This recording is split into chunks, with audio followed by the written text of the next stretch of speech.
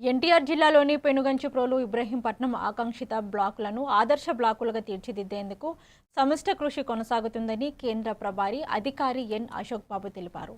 పెనుగంచిప్రోలులోని 38 ప్రగతి సూచికలలో ఇప్పటికే 27 సూచికలలో 100% పురోగతి సాధించినట్లు వెల్లడించారు.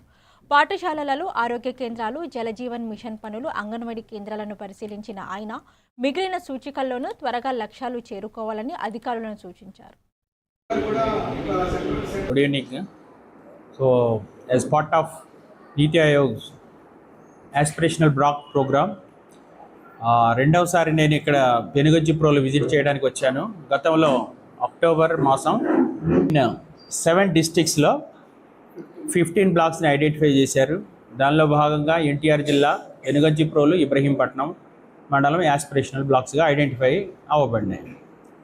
సో దీనిలో మెయిన్గా 4 స్థూల డిపార్ట్మెంట్కి సంబంధించి health and nutrition, education, basic infrastructure, social, చాలా వరకు 38 ఇండికేటర్స్లో 27 ఇండికేటర్స్ని 38 ఇండికేటర్స్లో 27 ఇండికేటర్స్ని శాచురేట్ చేయడం జరిగినది. మిగతా 11 ముఖ్యంగా ఒకటి గ్రౌండ్ వాటర్కి సంబంధించింది, 2 హ్యాప్ వాటర్ కనెక్షన్ డిపార్ట్మెంట్ వాళ్ళు కూడా ప్రామిస్ చేశారు at the early as possible ఈ ఇండికేటర్స్ని శాచురేట్ చేయడం జరుగుతుంది. అలాగనే లాస్ట్ అక్టోబర్ విజిట్కి ఈ విజిట్కి చాలా వరకు మిగతా ఇండికేటర్స్లో శాచురేషన్ ప్రోగ్రెస్ చాలా చక్కగా జరిగినది. ఆఫీసర్స్ అలాగనే యాస్పిరేషనల్ బ్లాక్ ఫంక్షనరీస్ కోఆర్డినేషన్ తోటి, సమన్వయంతో మంచిగా కష్టపడి